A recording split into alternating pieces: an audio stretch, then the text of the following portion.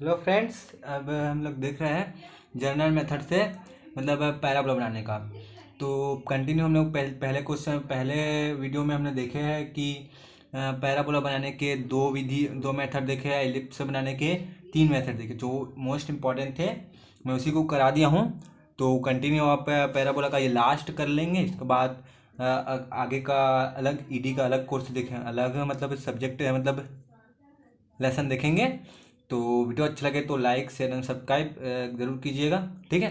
तो क्वेश्चन ही देखते हैं, और सब्सक्राइब करना भूलेंगे तो स्टूडेंट को मैं नोट्स भी प्रोवाइड करूँगा आप लोगों को। और जो जितने भी क्वेश्चन नहीं पड़ेगा डाउट तो कमेंट करना, मैं उस क्वेश्चन को सॉल्व करके आपको उसको वीडियो बना दूंगा या आपको भेज दूंगा, ठीक है। आप चाहोगे तो कमेंट ज़रूर करना और सब्सक्राइब करना भूलना मत। तो ये देखो देखो यहाँ पर पहला क्या है, जनरल मेथड से मतलब इसको क्या बोलते हैं, और पैराबोला बनाने का जनरल मेथड बोल देंगे या एसेंट्रिसिटी मेथड बोल देंगे, ठीक है।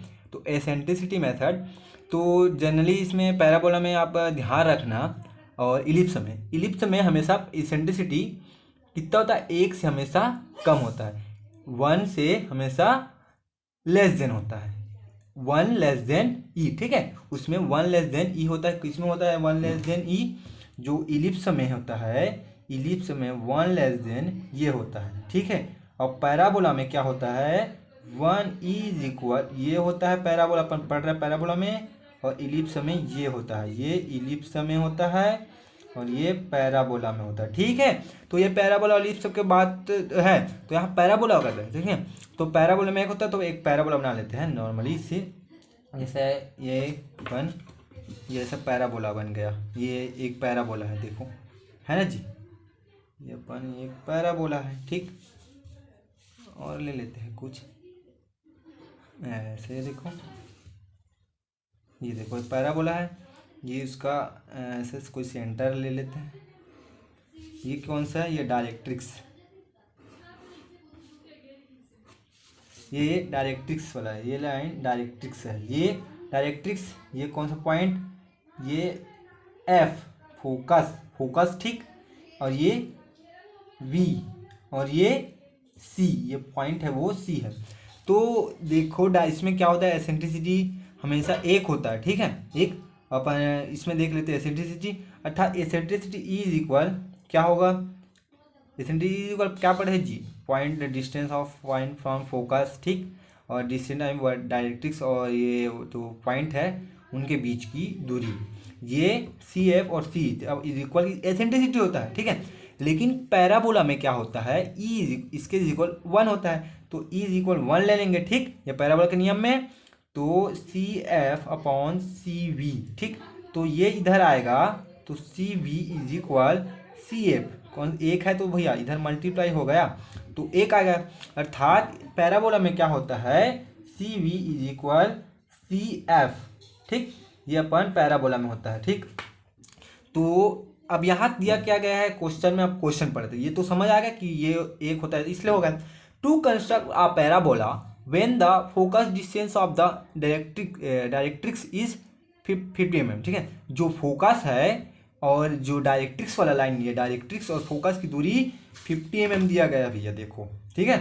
ये दिया क्या गया है, यहाँ से ऐसे ले लेते हैं, ऐसे एक्सटेंशन लाइन है बोल जी, यहाँ से यहाँ के बीच की दूरी कितना है, 50 mm, 50 mm है। देखो डिस्टेंस ऑफ फोकस और डायरेक्ट्रिक्स की लाइन के 50 mm दिया गया है क्वेश्चन में। अब हमको पता है कि C V is equal C F, ये पता है आप लोगों को, ठीक है। तो यहाँ से अब आप ही याद करना कि ये और सी एफ और सी वी तो इक्वल नंबर बराबर पार्ट में बांटेंगे इसको, सी एफ, ये देखो सी एफ और सी वी, सी एफ और सी वी, तो इधर 25 आएगा और इधर 25 आएगा, ठीक है। मान यहाँ 40 होता है तो 10 सेंटीमीटर, 40 होता है तो 20 सेंटीमीटर इधर और 20 सेंटीमीटर इधर, तो यहाँ 50 मिलीमीटर है तो 25 मिलीमीटर इधर और 25 मिलीमीटर इधर, ठीक है।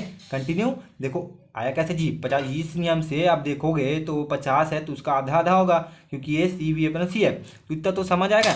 अब क्वेश्चन क्या बोले हैं देखते हैं, अब आगे देखो अब करना क्या है।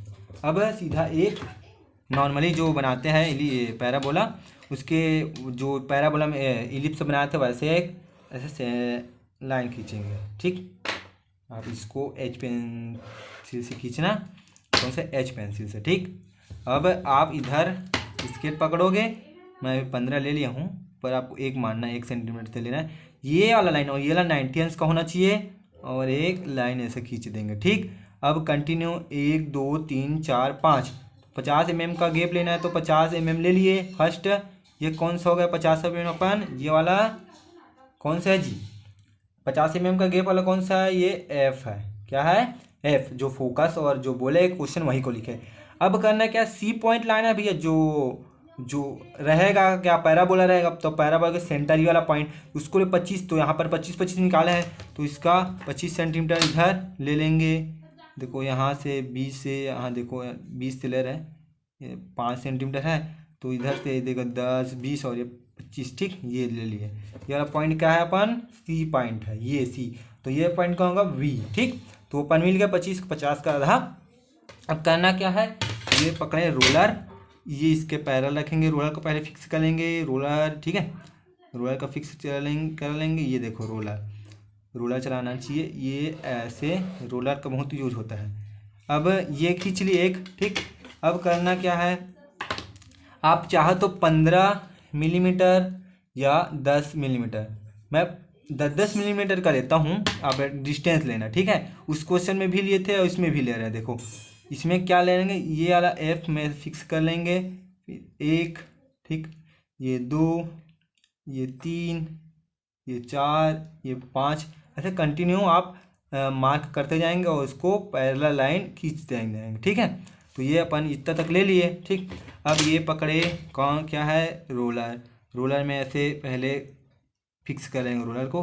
अब रोलर ऐसे चलाएंगे कंटिन्यू, 1, ये 2, ये 3, इसको भी ले लेंगे, जो एफ वाला है उसको भी लेंगे। ठीक, और ये देखो ये गया कंटिन्यू, ये वाला लाइन कंटिन्यू, ये वाला लाइन कंटिन्यू, ये वाला लाइन। ठीक, अब इसको थोड़ा बड़ा कर लेता हूँ क्योंकि ये वाला, ठीक, ये ऊपर चला गया, ये भी गया। अब करना क्या है, अब बाकी साइड में रख लो। अब कोई अब नेमिंग दे दो इसको, फर्स्ट 1 2, ये 3, ये 4 5 6 7 8, आप 10 तक भी ले सकते हैं, मैं 8 तक लिया हूँ, आपका मर्जी इसको कितना लेगा, वो बड़ा बनता जाए उतना। अब करना क्या है, ये एफ को एप्स में हमेशा रखने हैं, इसको मतलब प्रकार को एफ में रखना है। एफ में रख कर ऐसे चाप काटने के लिए ऐसे देख, एफ में रखेंगे और 1 का नाप लेंगे, एफ में वी में रखेंगे और 1 का नाप लेंगे, और एफ को सेंटर मानकर चाप काट देंगे। फिर 1 में वी में रखेंगे, 2 में रखकर 2 का माप लेंगे, एफ में रखकर फिर चाप काटेंगे इधर नीचे ऊपर, फिर ऐसे कंटिन्यू आपको करना है।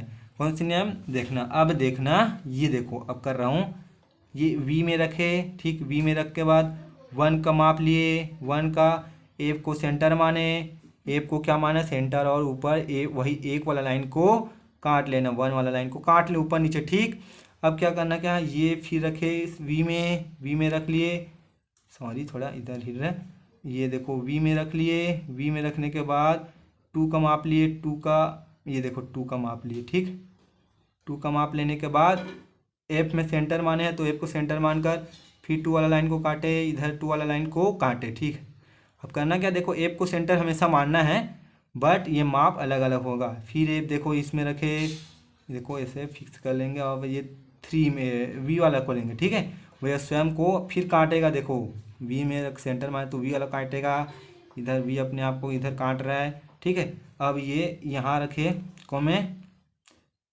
वी में रखे, अब ये 3 वाला लाइन को ऐसे मापे, अब एफ को सेंटर माने तो एफ को सेंटर माने तो ऊपर ये काटेंगे।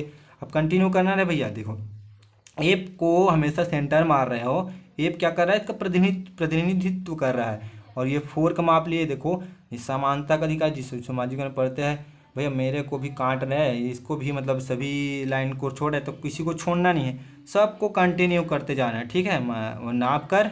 ठीक है, तो देखो क्या कौन से नियम लग रहे हैं यहाँ पर, समानता का नियम, मजाकर है, कोई नियम नहीं लग रहा है, ऐसे बनाया जाता है। ठीक है, देखो ऊपर काटे, एफ को सेंटर माना है जी, और इधर ये काट लिए। ठीक, ये कंटिन्यू काटते जाएंगे ऐसे, में किसी को छोड़ना नहीं है का।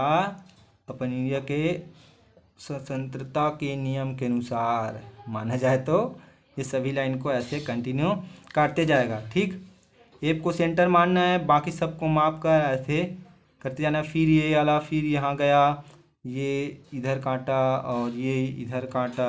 ठीक, इधर काटा। अब ये वाला लास्ट आप 10 तक भी ले सकते हो, इसको मैं 8 तक लिया हूँ। ठीक है, ये देखो, ये देखो 8 वाला लाइन। अब ये यहाँ पर एफ को सेंटर मानने बोला हूँ, तो ये यहाँ कटा और एक इधर ऐसे कट जाएगा। ठीक, अब कंटिन्यू इसको एक जो कटा है उसको देखो, ये पर मिला जी, सभी पॉइंट कंटिन्यू हमको मिल गया पॉइंट। अब ये पॉइंट इधर भी कर लेते हैं, ये देखो ये। अब इसको नेमिंग देंगे आप, आपकी मर्जी, आपके नहीं दोगे तो भी चल जाएगा। मैं इसको नेमिंग दे देता हूँ, जैसे P1, P2, P3, P4, P5, P6, P8, P9, P10। ठीक, और ये P11, P12, P13, P14, P15, P16, P17, P18, P19। ठीक, कंटिन्यू आप नेमिंग दे देंगे। ठीक है, नेमिंग दे दिए। अब करना क्या है, जो ये सी वाला से ऐसे एक लाइन लेना है और ये सभी पॉइंट को ऐसे मिलाकर हमें एक, देखो कंटिन्यू, ये देखो ये मिला, ये कंटिन्यू देखो मिल रहा है, सभी पॉइंट फ्री हैंड मिल रहा है ना जी, देखो मिल गया। अब यहाँ से ऐसे एक लाइन ऐसे खींचेंगे, ये देखो। ठीक है, अब इसको कंटिन्यू आप ऐसे मिला लो। ठीक है, आप फ्रेंच कर्व का यूज़ करना, फ्रेंच कर्व के यूज़ से आप थोड़ा भी बिगड़ेगा नहीं। ठीक है, ये देखो, ये कौन से पेन से करना है, इसको HB, इसको 2H, इसको H से, ये वाला लाइन जो डायरेक्ट्रिक्स वाला, इसको H, ये 2H और ये HB अभी खींचे उसको HB। ठीक है, तो ये अपन पैराबोला बन गया। अब पैराबोला बनने के बाद हमको फुल नंबर नहीं देगा, जैसे ये 8 नंबर का आया तो 8 में 8 नंबर नहीं देगा, तो हमको एक और काम करना है, टेंजेंट और नॉर्मल निकालना होगा। तो टेंजेंट और नॉर्मल निकालने के लिए कुछ नहीं करना पड़ता है, जैसे ये पर वाले ऊपर ले सकते हो या नीचे, मैं जैसे नीचे ले रहा हूँ। ठीक है, नहीं ऊपर ही ले लेता हूँ, ये देखो नीचे ऊपर ही ले लेता हूँ। देखो ये पॉइंट ले लिए, किसी पैराबोला में किसी एक पर पॉइंट टिक कर लेना। टिक करने के बाद वो पॉइंट को किससे मिलाना, वो पॉइंट को हमेशा एफ से मिलाएंगे। ठीक है, जो पॉइंट आप किसी भी जगह टिक कर सामने करना पड़ता है अधिकतर देखेंगे तो। ठीक है, आप कर लिए इधर ये वाला लाइन को जोड़ दिए, एक किसी भी पॉइंट यहाँ पर भी ले सकते हैं, यहाँ मैं यहाँ पर ले लिया। ठीक है, अब क्या करना है, यहाँ ऐसे रखेंगे। ठीक, और देखो ये लाइन के 90 अंश का कोण, देखो 90 अंश, ये वाला लाइन 90 अंश का कोण बना रहा है, उसको ऐसे लेंगे। देखो ये कहाँ पास ले रहा है, देखो ये। ठीक, ये यहाँ से खींच देंगे, ये यहाँ दोनों का बीच कितना 90 अंश। अब लिखना नहीं है बट आपको बता दूँ। ठीक, ऐसे करेंगे, यहाँ तक बन गया। अब करना क्या है, ये वाला लाइन और ये वाला लाइन, ठीक, दोनों को मिला देंगे। मैं ऐसे मिला लिए दोनों को, ये वाला लाइन और ये वाला लाइन को मिला लिए, मिल गया लाइन। ठीक, अब करना क्या है, ये दोनों लाइन को मिल गया। अब ये इसके परपेंडिकुलर, ये वाला कौन सा लाइन है, टेंजेंट, ये वाला लाइन टेंजेंट टी डैश। ठीक, टी डैश। और ये नॉर्मल निकालने के लिए फिर इसको जो टी वाला लाइन है उसके पर एक और 90 अंश का ऐसे फिर लेंगे एक। ठीक, ले लिए। अब आप इसको किसी भी जगह ले सकते हो, नीचे भी ले सकते हो, ये नॉर्मल वाला लाइन, ये नॉर्मल एंड डैश। ठीक, ये अपन बन गया, ये नॉर्मल है या टेंजेंट निकल गया। आप इसको यहाँ मार्क करके भी बना सकते हो, यहाँ मार्क कर कहाँ भी, यहाँ भी। ठीक है, तो ये वीडियो अच्छा लगे तो लाइक शेयर सब्सक्राइब, और सभी स्टूडेंट्स को सब्सक्राइब कर देगा मैं चैनल को। तो मैं कंटिन्यू आपको पेपर सॉल्व पेपर दूंगा, सब दे दूंगा। ठीक है, तो प्लीज़ थैंक यू, बस थैंक्स फॉर वॉचिंग।